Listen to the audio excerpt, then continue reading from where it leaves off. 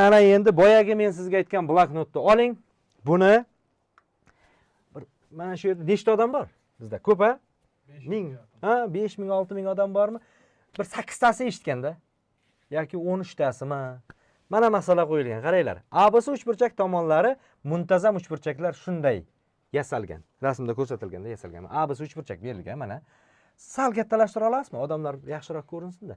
Misol berilishi yozuv ko'rinmasa ham mayli. Rasm katta ko'rinsin, men o'zim o'qib beraveraman u yog'ini. Rasm полный ekranda ko'rinsin. Ana, bo'ladi. Bo'ladi. Mana A, B, S uchburchak berilgan, tomonlariga muntazam uchburchaklar yasalgan, tashqi mana muntazam uchburchaklar. Ha?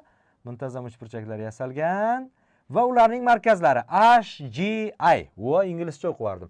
H, G, I desam g'alati o'qilar ekan. H, G, I. Vo bo'ldi. Uchburchak tomonlari ABC, uchburchak tomonlari berilgan ABC son qilib berilishi mumkin. Misol uchun har xil son qilib berilishi mumkin-da. Men umumiy nimada oldim? ABC berilgan ekan. Xo'p. H, G, I lar esa mana shu muntazam uchburchakning markazlari. Og'irlik markazlari, ya'ni medianalar kesish nuqtasi. Muntazam uchburchakda medianalar kesish nuqtasi, balandliklar kesish nuqtasi, og'irlik markazi, bissektrisalar kesish nuqtasi, tashqi silga aylana markazi, ichki silga aylana markazi hammasi bitta nuqta bo'ladi. Eslab qoling. Muntazam uchburchakda barcha markazlar ustma tushadi bir-biri bilan. Mana shu markazlarni tutashtirib mana uchburchak hosil qilinyapti va savol qo'yilyapti endi. Savoli qanaqa? Savoli endi yana savollarni ko'rinadigan qilsangiz, biz savolni ko'rsatamiz odamlarga. Bo'ldi, bu uchburchakni ko'rsatdik. Bo'ldi. A savoli demak, HG ning kvadrati, HG ning kvadrati, GI kvadrati qo'shilgan IH ning kvadrati ABC ga bog'lashimiz kerak mana. ABC orqali ifodalashimiz kerakmi? Taqsim HG plus GI plus IH ning общий qavs kvadratiga nisbati necha bo'ladi? Degani ABC sonda beriladi, endi sonda beriladi, siz uzoq hisoblaysiz, bir narsa bo'ladi. Ayni bu keyingisi vektor. HG vektorning HG vektorning mana bu vektorning vektorni hoppa, ana vektorga o'xshadimi? Ana yerdan yana bitta hoppa, ana ikkita vektor bo'ldi. Shu vektorni aniqroq chizib qo'yay mana shu yerdan. Mana shu yerdan men shunday ketdi va ana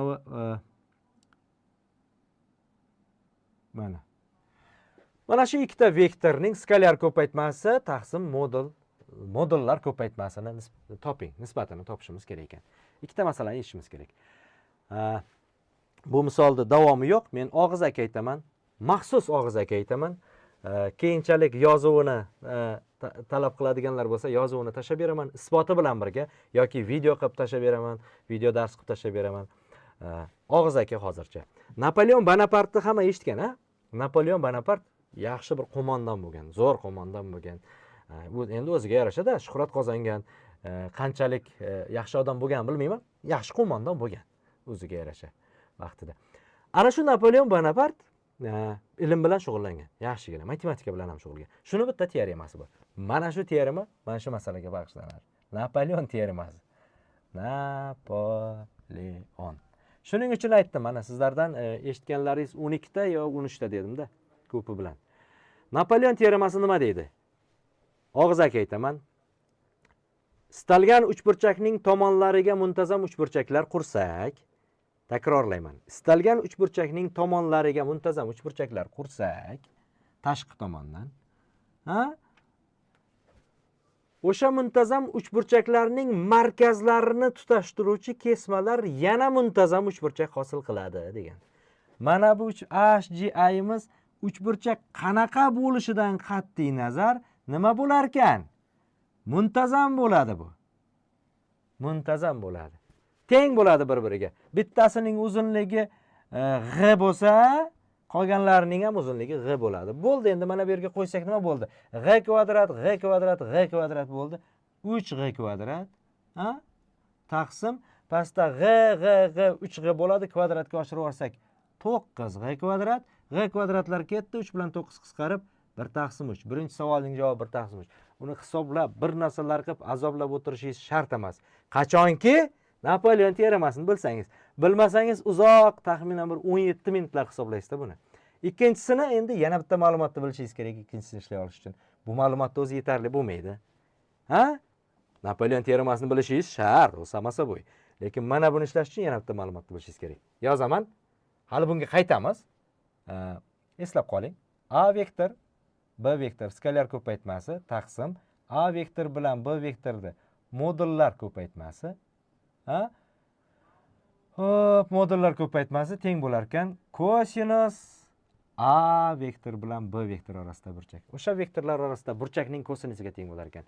Skalar ko'paytma taqsim modullar ko'paytma o'sha vektorlar orasidagi burchakning kosinusiga teng bo'ladi. Bu burchak necha gradus? Kim aytaveradi? Qani bo'bash? Necha gradus bu burchak? Barakalla 60, muntazam uchburchakda 60 bo'ladi.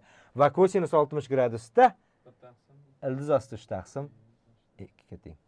To'g'rimi? Xato. 1 taqsim 2 ga teng. To'ppa-to'g'ri. Mana. 1 taqsim 2 ga teng. Sinus 60 gradus ildiz osti 3 taqsim 2 ga teng. Nima uchun aytyapman? Juda ko'pchilik mana shu nimalarda adashadi. Mana shuni o'zingizga bir nima qilib oling. Men hali kelgusida qaytaman bunga.